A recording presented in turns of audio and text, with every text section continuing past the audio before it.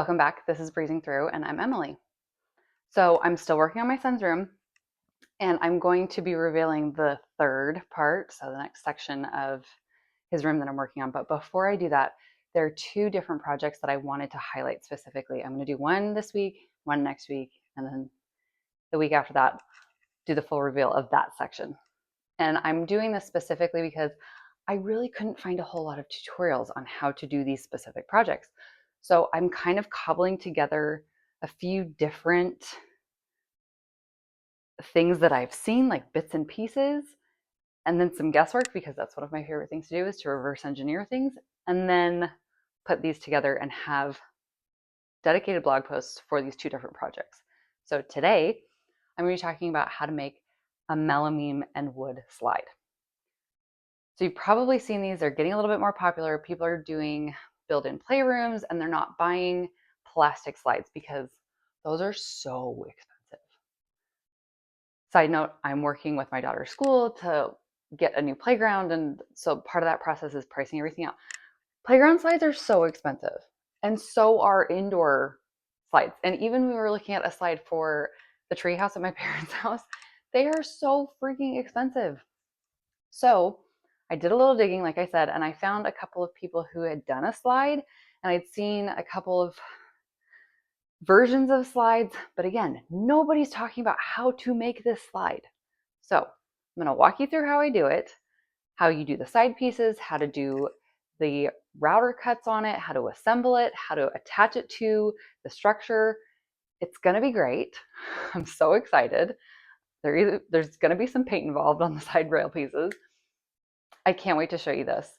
And hopefully this is helpful for anybody who is looking how to make this kind of slide. So let's get started. So for this project, I needed two 1x8 boards and a board of melamine. So with the 1x8 boards, I actually decided to make them curved on the ends, mostly because I liked the design, but the boards I got did need to be trimmed because they had some damage to them. So I used a bowl and then just used that to make the curve that I wanted. And then once I'd drawn those, I then cut out the curves with my jigsaw. Since I used my jigsaw for this, I then sanded down those curves a little bit to get a nice smooth edge to them. Then it was time to make the grooves for the melamine to sit in. So the melamine is 3/4 of an inch thick. So I needed to make a groove that was 3/4 of an inch wide. I'm going to use my router table for this. You can also use a palm router if you have that and you don't have a router table set up. That's fine too. The router bit I'm using is giving me a nice square edge, and I'm going to have to pass the boards through a few times to get the right depth on this, but I'm going to make it work. So like I said, I just passed the boards through a few times until I got the right width and the right depth on this. And then once that was done, I gave it a nice sanding where the router had gone through just to keep everything nice and smooth.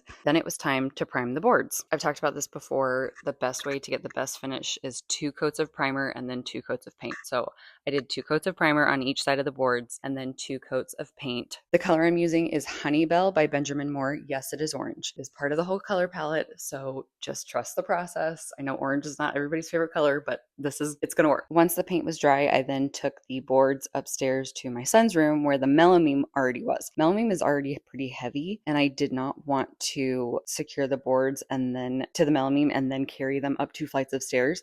I decided to assemble it in his room. So once all of the boards were in the same place, I then used my drill and I did some pilot holes through the boards and into the melamine along the groove that I made. And then I secured 2-inch screws into those pilot holes. And I just did that up and down both sides of the melamine. And that secured the side rails to the melamine, which is the slide. Once that was done, it was then time to secure the slide to the platform. I've already built the platform. It's already up. I will do a whole other post, like I said, about the entire process of creating this platform and the reading nook underneath it. So stay tuned for that. That'll be in a couple weeks. I'm using these brackets to secure the slide I secured the brackets to the back of the slide and then hooked them onto the edge of the platform and then secured them to the platform as well. Once I got the slide set up, I decided that I didn't like how steep it was. So I did add a platform to the bottom of it that raised it about a foot off of the ground.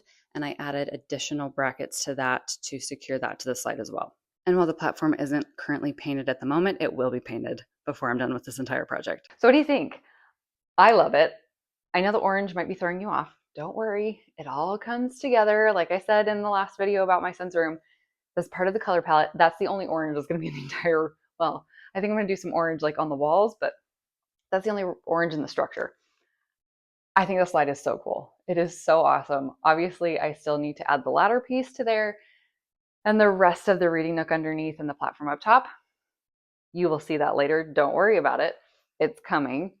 But let me know in the comments what you think about this. I honestly cannot wait for this whole thing to come together. It's going to be so great.